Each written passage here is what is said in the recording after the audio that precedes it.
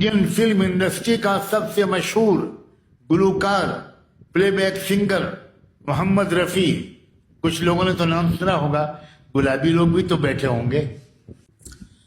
तो एक दिन एक साहब को मैंने देखा कि सर झुकाए बड़े अदब के साथ चले जा रहे हैं।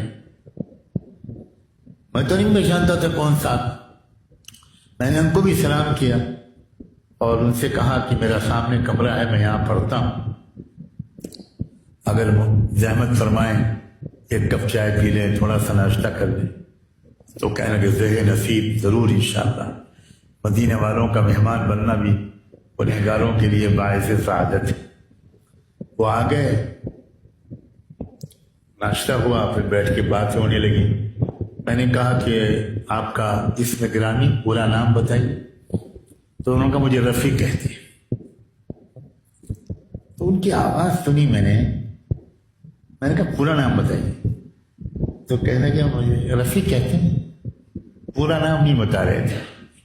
मैंने कहा आप कुछ छुपा रहे हैं, पूरा नाम बताइए। कहने लगे मुझे मोहम्मद रफ़ी कहते हैं। ओहो, मैंने कहा आप ही गाने मशहूर हैं, आप ही प्लेबैक सिंगर हैं। तो सर झुका लिया, जी मैं वही गुनहगार।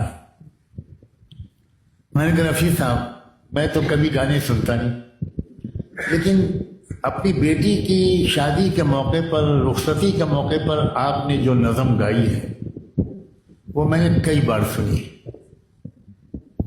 तो क्या रफ़ी साहब इस वक्त आप कुछ अशार सुना देंगे? तो सुनिए उलमा किराम। उस शख्स ने सर झुकाया, टप टप आंसू गिरने लगे, रोने लगे मोहम्मद रफ़ी साहब और कहने लगे कि मौलाना बहुत गुनहगार हूं, इस जमीन पर मजीद गुनाह मत करवाइए। और आपको हैरत होगी कि मोहम्मद रफ़ी अपने गाने के कमाई के पैसे से उमरा करने नहीं आए थे। उन्होंने कोई और छोटा सा कारोबार किया था टोपियों का, उसके पैसे बचा बचा कर रखे थे।